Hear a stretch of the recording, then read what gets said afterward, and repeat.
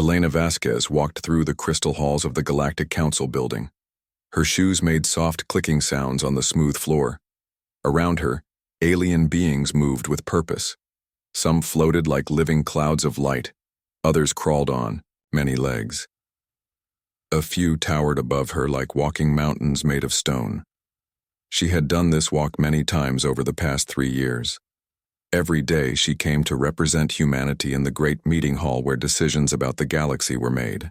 Every day she smiled and nodded and agreed to whatever the older species wanted. Today felt different. Elena reached the massive doors of the council chamber. They opened without sound, revealing the huge room inside. The chamber was shaped like a bowl, with seats rising up in circles around a central speaking area. Light came from everywhere and nowhere, making everything glow with a soft blue color. The chamber was already full. Hundreds of beings from dozens of different worlds sat in their special seats. Each species had their own section, designed for their unique needs.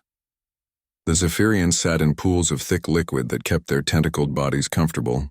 Their leader, Chancellor HFY, was the size of a small car. His purple skin rippled as he breathed through gills along his sides. Above them, the luminals floated as balls of pure energy. They spoke through vibrations in the air that sounded like musical notes.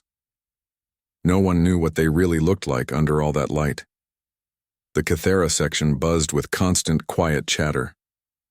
They looked like large insects with 4 arms each, but they all moved in perfect sync. When one turned its head, they all did. They shared one mind among millions of bodies. In the heaviest seats sat the Gorvani. They were old, so old that some said they remembered when the first stars were born. Their bodies looked like living statues made of gray stone, and they moved very slowly. When they spoke, their voices sounded like rocks grinding together. Elena took her place in the small human section. Only 12 seats for the newest members of the council. Around her sat the other human representatives, but everyone knew Elena was the one who mattered. She was the voice of humanity in this place. Chancellor HFY's tentacles moved in a pattern that meant he was starting the meeting. His translator device made his wet, bubbling words into sounds Elena could understand. The council meets to discuss new protective measures, he said. The younger species require more guidance to ensure galactic peace. Elena felt her heart beat faster, but her face stayed calm. She had been expecting this. A holographic display appeared in the center of the chamber. It showed a map of the galaxy, with different colored areas for each species. The human territories were small green dots scattered along the outer rim. The species known as humans have been expanding too quickly, Chancellor HFY continued. Their colonies are not properly supervised. Their military grows without permission. This threatens the order we have maintained for 10,000 years. The other species made sounds of agreement. The luminals pulsed brighter. The Catheras' buzzing grew louder. Even the ancient Gorvani shifted in their seats, which for them was like applauding. Elena watched and listened. She had heard rumors about this for weeks.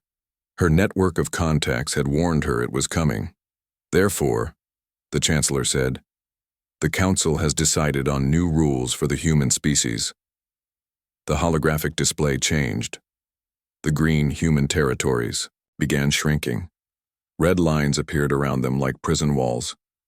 First, all human colonies beyond the designated safe zone must be abandoned within 1 galactic standard year. Second, the human military must be reduced to 1/10 its current size.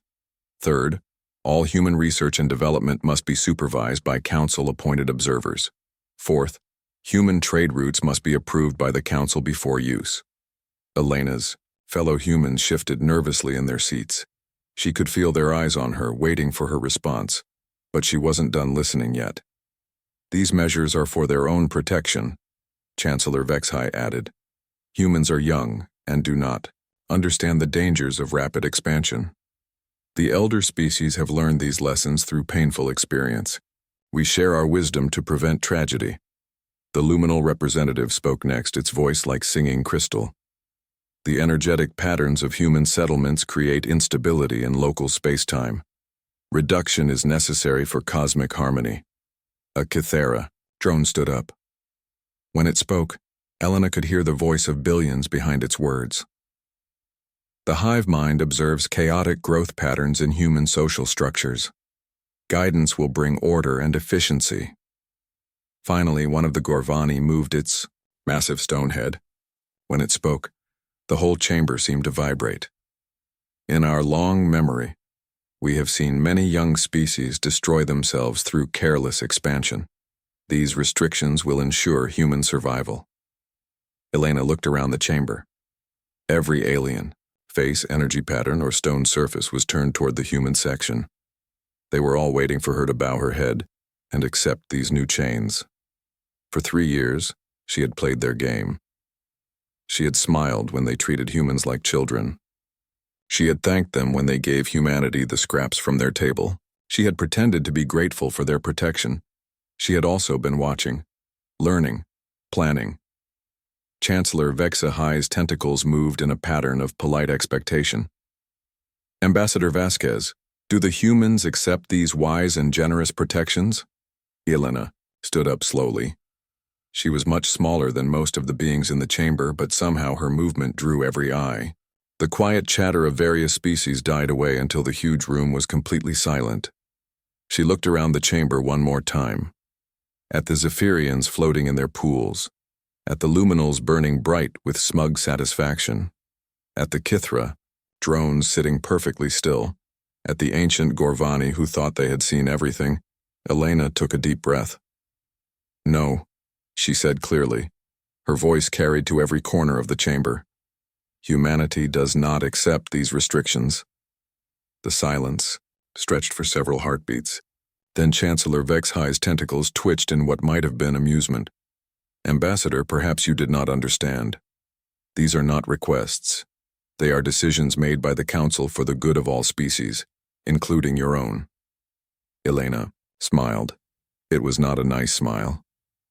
I understood perfectly, Chancellor. And I have a message for this Council from the government of Earth and all human colonies. She paused, looking at each species section in turn. When she spoke again, her voice was calm and clear and absolutely certain. The time for war has come. The chamber exploded into noise. Tentacles thrashed. Energy beings pulsed angry colors. The Kithera's buzzing became a roar. Even the Gorvani moved faster than Elena had ever seen them move. But through all the chaos, Elena stood perfectly still, her message delivered.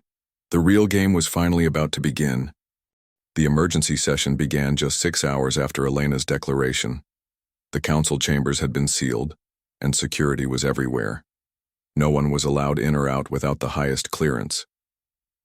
Chancellor Vexhigh floated in his pool, his tentacles moving in quick, angry patterns. Around him, the other species leaders were equally disturbed. The idea that humans would dare threaten the council was beyond their understanding. This is clearly a bluff, the Chancellor said to the assembled leaders. Humans have 47 colonies and a small fleet. We control thousands of worlds and have militaries that conquered the galaxy. The luminal prime pulsed a deep red color. Our analysis shows human technology is at least 2 centuries behind our own. Their weapons cannot harm our energy forms. The Kithera Queen spoke with the voice of 1 trillion minds. The Hive has calculated all possible human responses. Victory, for them, is mathematically impossible.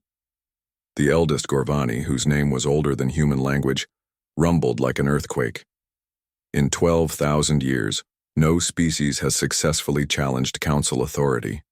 These young ones do not understand what they face, but even as the leaders spoke with confidence, their intelligence services were working frantically.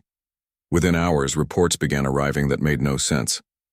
The first report came from the Zephyrian spy network.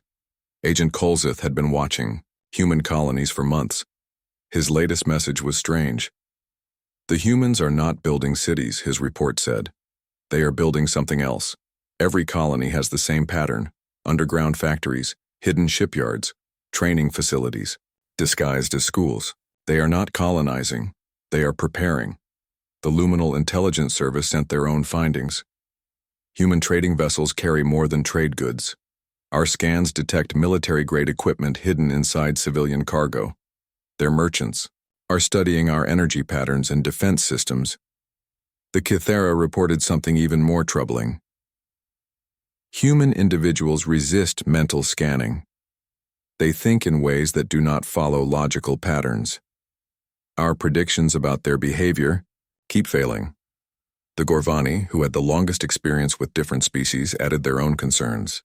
Human archaeological teams have been asking questions about our history. Not the official histories we share, but details about our weaknesses and failures. They know things they should not know. Chancellor Vexhai read these reports with growing unease. He ordered an immediate investigation into human activities across the galaxy. What they discovered changed everything. Dr. Sarah Chen was supposed to be a simple research scientist studying Kythera biology, but hidden in her laboratory on New Geneva, investigators found detailed plans for disrupting hive-mind connections. She had been working on a way to scramble the signals that let the Kythera share thoughts. Marcus Thompson was listed as a cultural exchange student learning about luminal energy manipulation. Instead, they found he had been developing technology to absorb and redirect energy attacks. His apartment was full of prototype devices that could drain a luminal's power. Captain Lisa Rodriguez ran what appeared to be a small shipping company. Her warehouses contained enough military equipment to arm 10 fleets, all of it hidden inside fake cargo containers and disguised as industrial machinery. The pattern was the same on every human world. Scientists who were actually engineers, merchants who were actually spies, students who were actually soldiers. For 3 years, humanity had been playing the role of harmless newcomers while secretly preparing for war. But the most shocking discovery came from the Gorvani investigation team. They found evidence that humans had been studying the ancient archives, learning the deep history of the galaxy that most species had forgotten. Humans knew about the Zephyrians' weakness to certain sonic frequencies. They had discovered that luminals could be disrupted by specific electromagnetic pulses. They had learned that Kythera hive minds collapsed without their central nodes. They even knew the chemical composition that could dissolve Gorvani stone, skin. Every species in the Council had weaknesses that had been forgotten over thousands of years. But humans had found them all. Elena Vasquez was still in the Council building, now under heavy guard. When Chancellor Vexhai confronted her with these discoveries, she showed no surprise. "Did you think we were stupid?" she asked calmly. "Did you think we would join the galaxy and never wonder why you were so eager to limit us?" "You have been spying on us from the beginning," the Chancellor accused.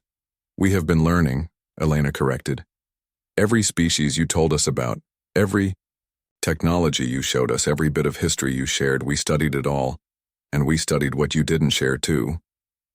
The Chancellor's tentacles writhed with anger. "You pretended to be grateful for our protection while plotting against us." Elena stood up in her chair. She was still under guard, but somehow she seemed more dangerous now than when she was free. "We were grateful," she said. "Grateful for the chance to learn about you. Grateful for the time to prepare. Grateful that you underestimated us so completely." She looked around the emergency session chamber. "You want to know what humans discovered about you? Each of your species evolved to be perfect at one thing. Zephyrians are perfect planners. Luminals are perfect energy manipulators. Kythera are perfect at cooperation. Gorvani are perfect at patience." Elena smiled that same cold smile she had shown earlier. But perfection comes with a price. When you become perfect at one thing, you lose the ability to do other things. You can't think outside your nature anymore. She pointed at each species section in turn. Zephyrians plan for every possibility except the ones they can't imagine. Luminals can control any energy except the kind they've never seen before. Kythera can coordinate perfectly until someone breaks their communication. Gorvani have infinite patience but no ability to adapt quickly. The chamber was completely quiet now. "Humans aren't perfect at anything," Elena continued. "We're not the best planners or the strongest fighters or the smartest thinkers. But we can do all of those things when we need to, and we can do them in ways you would never expect." Chancellor Vexahai's translator device struggled to process his next words. They came out so fast and angry. "Your small fleet cannot defeat the combined might of the Council. We have ships that can crack planets. We have weapons that can destroy. Stars. Elena's smile grew wider. What fleet? At that moment, alarms began sounding throughout the council building. Security alerts flooded the communication systems.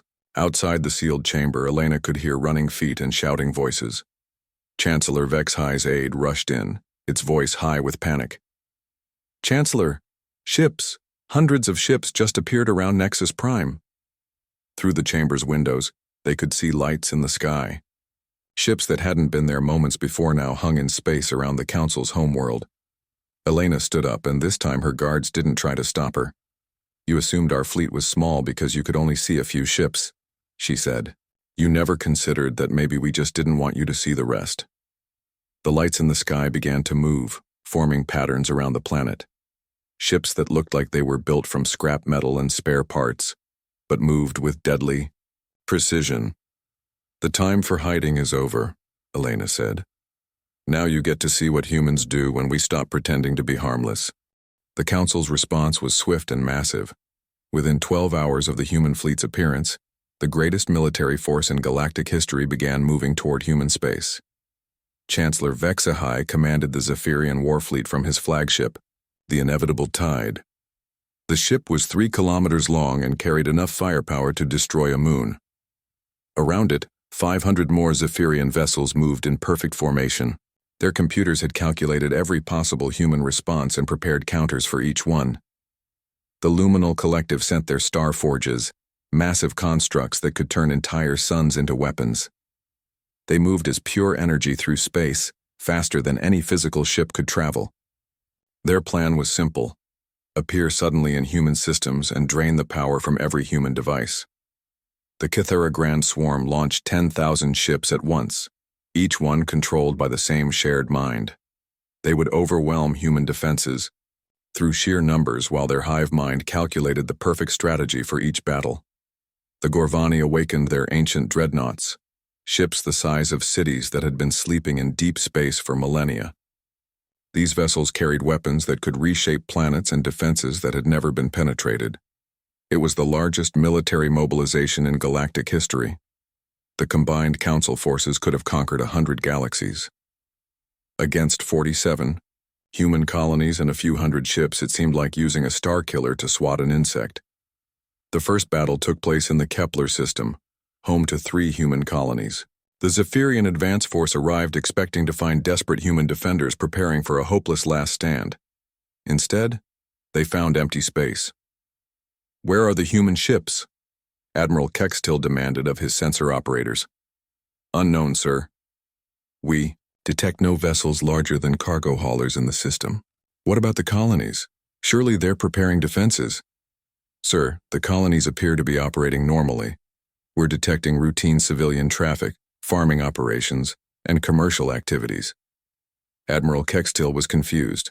His tactical computers had predicted fierce resistance. Instead, the humans seemed to be ignoring the approaching fleet entirely. Perhaps they're hoping we'll show mercy if they don't fight back, he decided. Begin bombardment of military targets. The Zephyrian ships opened fire on what their scans identified as human military bases. But as their weapons struck, the Admiral realized something was wrong. The explosions were too small, too clean. They were destroying empty buildings filled with fake equipment.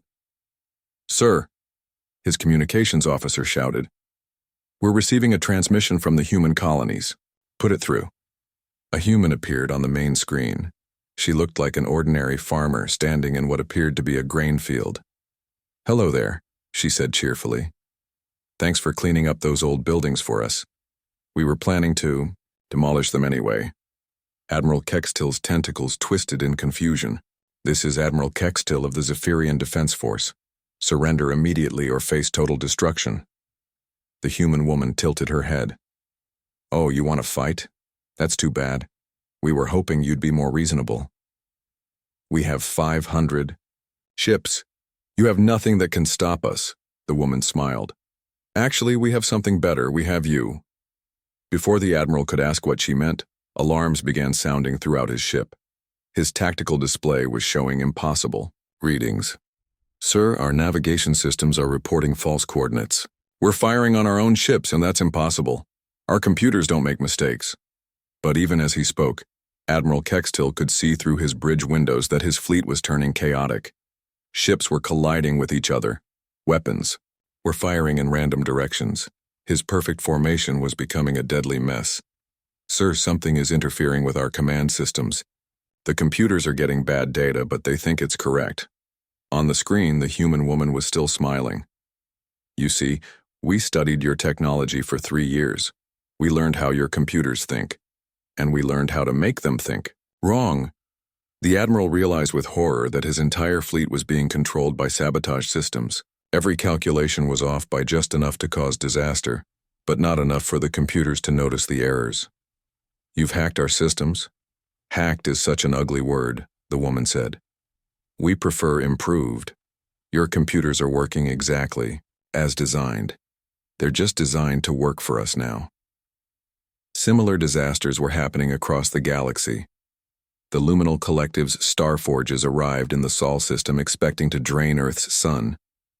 Instead, they found that humans had built massive absorption arrays that turned the Luminal's own energy against them.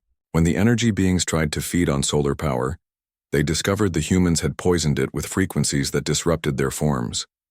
The Cathera Grand Swarm reached the Alpha Centauri colonies and attempted to deploy their perfect coordination against human defenses.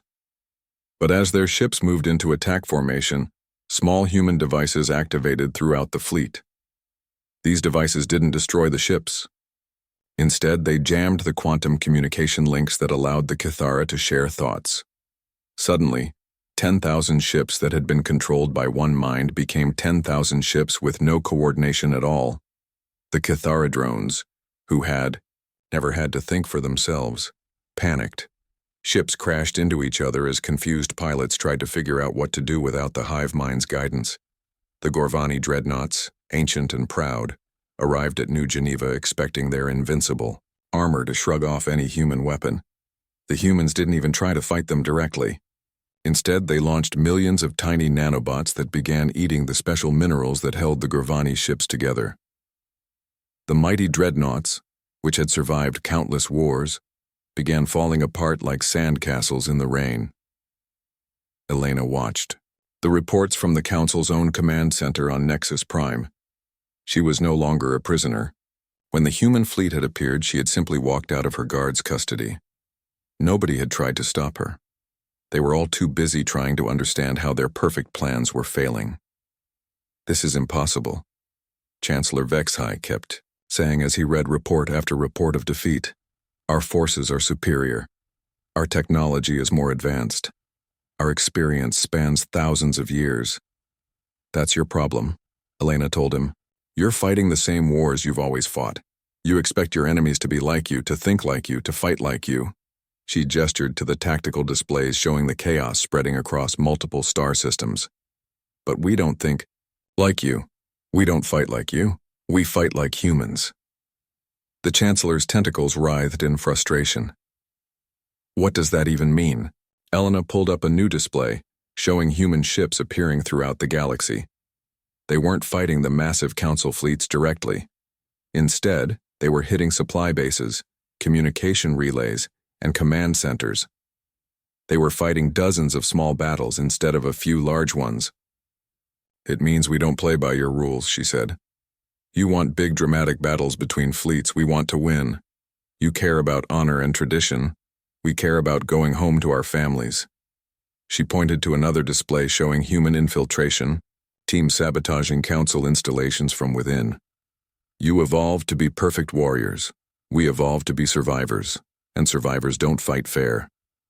Chancellor Vexhai watched his carefully planned invasion falling apart in real time. Every assumption his species had made about warfare was being proven wrong by these young, supposedly primitive humans. "How?" he whispered. "How are you doing this?" Elena's expression softened slightly. For a moment, she looked almost sad. "Because you taught us everything we needed to know," she said. "Every weakness you showed us, every limitation you revealed, every mistake you made in your history. We studied it all, and then we figured out how to use it against you." She turned to face the great windows of the command center, looking out at the human ships moving among the stars. "You wanted to keep us small and weak, Instead, you gave us the greatest gift possible. You gave us teachers who showed us exactly how to defeat you. Outside, the first phase of the human war plan was nearing completion, but Elena knew this was just the beginning. The real test would come when the Council realized that humans weren't just good at tactics and sabotage, they were good at something much more dangerous. They were good at change. 3 weeks into the war, the Galactic Council faced something they had never experienced in 12,000 years of dominance. They were losing. Not just battles or systems, but their entire understanding of how war was supposed to work. Chancellor HFY floated in the emergency command bunker deep beneath Nexus Prime's surface. Around him, the leaders of the great species were discovering that their perfect specializations had become fatal weaknesses. The reports kept coming, each one worse than the last. Admiral Kextil's voice crackled through the communicator, filled with frustration. The humans won't engage our main fleet. Every time we move to attack their forces, they simply disappear. Then they show up somewhere else and hit our supply lines. Use your tracking systems, the Chancellor ordered. Follow their ships. We can't, sir. They've learned to mimic our sensor signatures. Our own computers think they're friendly vessels until they start shooting. The luminal prime pulsed angry colors as it spoke. Our star forges cannot function properly. The humans have introduced unknown particles into stellar cores. When we attempt to draw energy, it feeds back and damages our forms. Then cleanse the stars before using them. We have tried, but the contamination spreads faster than we can clean it. It is as if the humans have turned the very essence of light against us. The Kythera Queen's voice buzzed with the confusion of a trillion minds. The hive mind experiences difficulties. Human devices create interference in our quantum communication, but they do not simply jam our signals, they alter them. We receive false commands. Parts of the hive act against other parts. Increase signal strength. We cannot. The interference grows stronger with our signals. The humans have learned to use our own communication network to spread chaos through the hive. The eldest Gorvani spoke last, its voice like grinding stone. Our dreadnoughts crumble before weapons that should not affect us. The young ones have created devices that accelerate entropy itself. Our ancient hulls age thousands of years in moments. Chancellor HFY's tentacles twisted in patterns of deep stress. In 3 weeks, the combined might of the galaxy's greatest civilizations had been reduced to a series of impossible defeats. How can one young species counter 4 ancient ones simultaneously? Elena, who had been quietly observing from the corner of the command bunker, finally spoke. Because you're not fighting one species, she said. You're fighting 4 different human responses to each of your species. She walked to the central holographic display and began manipulating the controls. The star map changed to show human force deployments. Against Zephyrians, we fight like chaos. Your computers expect logical behavior, so we do illogical things that work. Against luminals, we fight like matter. You exist as energy, so we use physical laws to trap and redirect you. Against Kythera, we fight like individuals. You think as one mind, so we break you into millions of confused pieces. Against Gorvani, we fight like time itself. You think in geological ages, so we hit you with changes too fast for you to process. The Chancellor stared at the display. That should be impossible. No single species can master 4 completely different combat philosophies. Most species can't, Elena agreed. But most species evolved in only one environment, facing only one type of challenge. Humans evolved on a world that tried to kill us in every possible way. She changed the display to show Earth's history. Ice ages that forced us to adapt or die. Predators that made us learn to fight. Diseases that taught us about biological warfare. Natural disasters that showed us the power of working together. Other humans who were our greatest enemies and closest allies. The alien leaders watched images of human development scroll past. Wars, plagues, discoveries, failures, triumphs, disasters. Every challenge you represent, we've faced before. Elena continued. Zephyrian tactical perfection? We fought chess masters and war generals. Luminal energy manipulation? We learned to harness lightning and split atoms. Kythera hive coordination? We built armies and corporations. Gorvani, ancient patience, we studied geology and evolution. She turned to face them directly. You each became perfect at one thing by giving up everything else. We became good at everything by refusing to give up anything.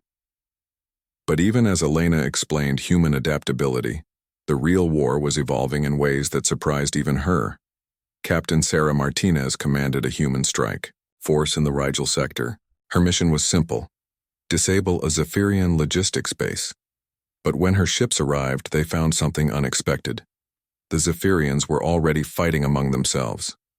Captain, her sensor officer reported, the Zephyrians appear to be arguing with each other. Sarah studied the tactical display. Zephyrian ships were positioned in hostile formations against other Zephyrian ships. Their communications were filled with angry debates. What are they arguing about? Near as we can tell, Captain, they're arguing about tactics. Half the fleet wants to use traditional formation attacks. The other half wants to try new approaches to counter our unpredictability. Sarah realized what was happening. The Zephyrians, masters of perfect planning, were paralyzed by the fact that perfect plans didn't work against humans. Some wanted to stick to their traditional methods. Others wanted to change. The internal conflict was tearing their forces apart. Stand down weapons, she ordered. Let them fight each other. Similar scenes played out across the galaxy. The Luminals, beings of pure energy who had never needed to understand physical matter, were struggling to comprehend human technology that mixed energy and matter in ways they had never seen. Some Luminal collectives were trying to learn these new concepts. Others rejected them as impossible. The division was literally splitting their energy forms apart. The Cathara faced an even worse crisis. Individual drones who had been cut off from the hive mind were beginning to develop independent thoughts. For the first time in their species' history, Cathara individuals were disagreeing with the collective. The hive mind was experiencing something like a mental breakdown as it tried to process the concept of internal dissent. The Gorvani, ancient and proud, were discovering that their millennia of experience meant nothing when facing an enemy that changed faster than they could comprehend. Some Gorvani wanted to adapt quickly to human tactics, but quick adaptation went against their fundamental nature.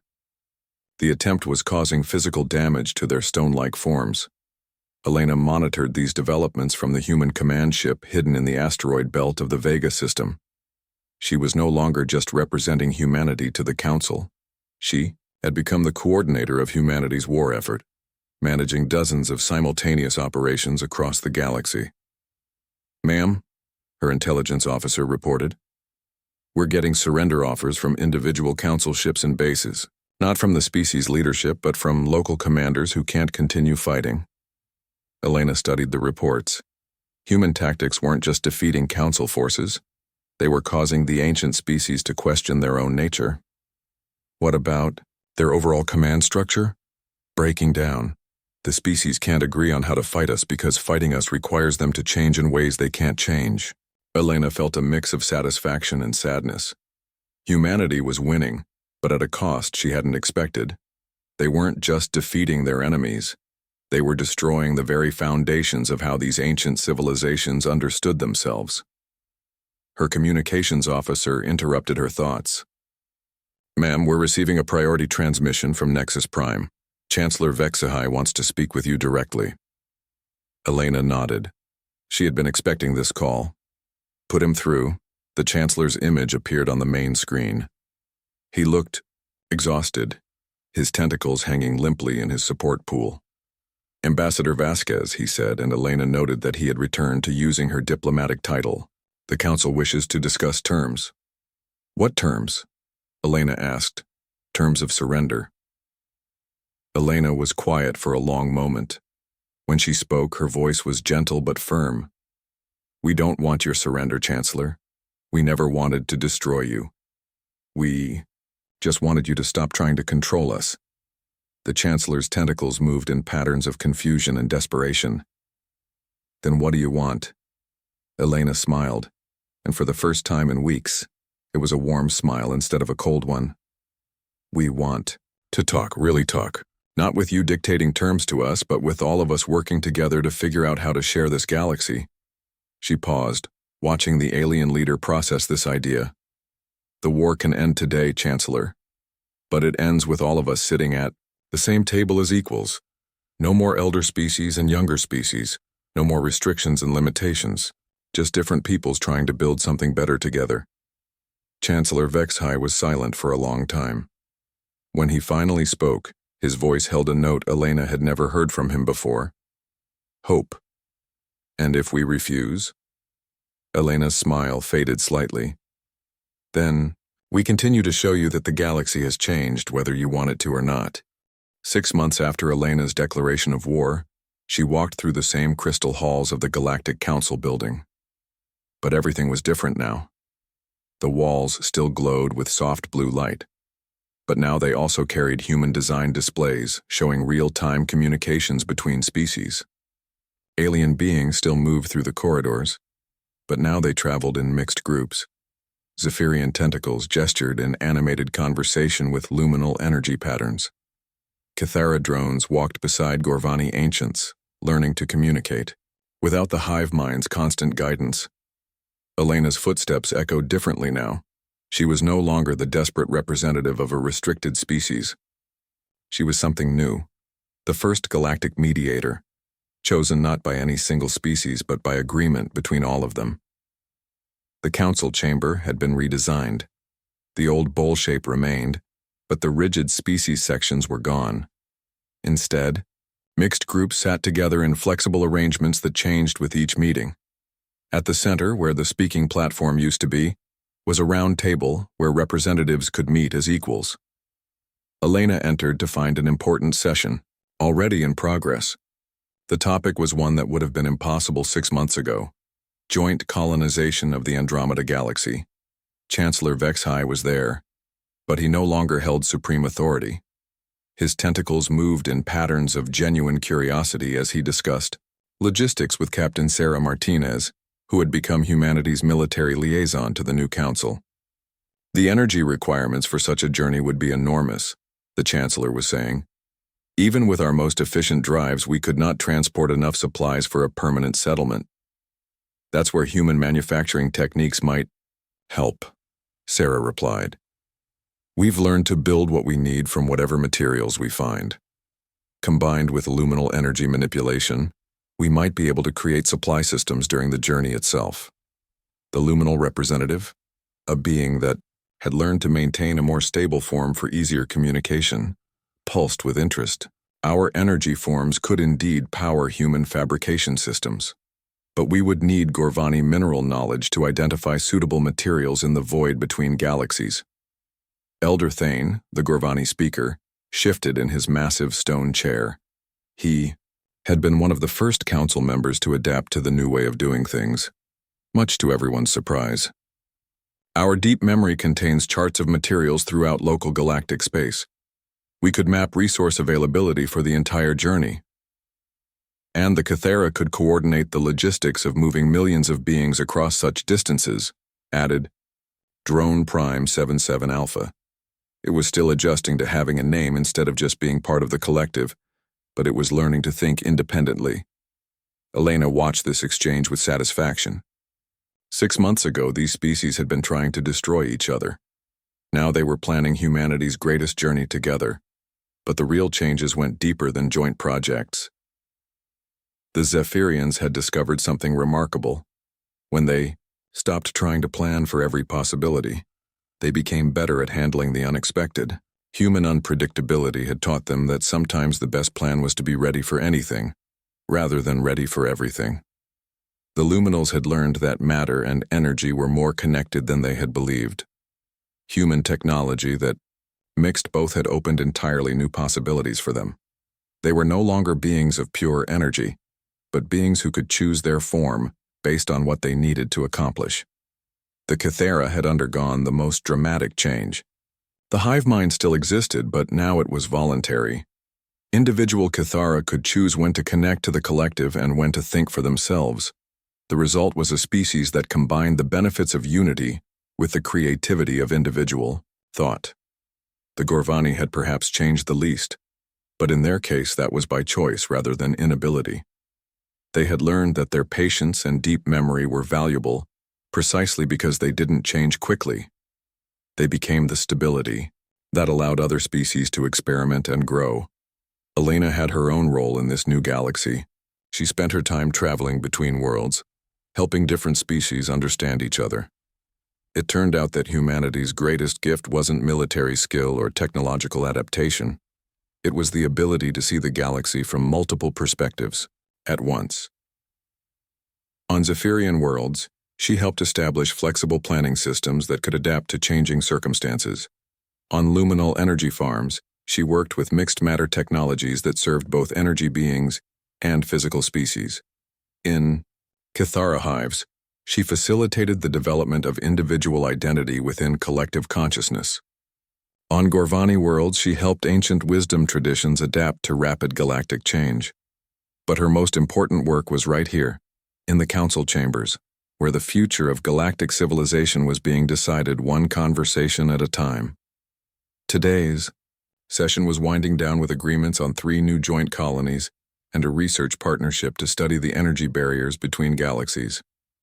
As the representatives began to leave, Chancellor Vexahai approached Elena. "Ambassador," he said, using the title out of respect rather than protocol now. "I have been thinking about something you said during the war." "What's that, Chancellor?" "You said that humans evolved to survive anything because your world tried to kill you in every possible way. But looking at how you've helped us adapt to peace, I wonder if that's the whole truth." Elena tilted her head, curious. "What do you mean?" The Chancellor's tentacles moved in patterns of thoughtful consideration. "I think your world didn't just teach you to survive anything. I think it taught you to help others survive too. Your species doesn't just adapt. You help other species adapt." Elena looked around the chamber, where aliens who had been enemies were now working together on projects that would have been unimaginable before humanity arrived.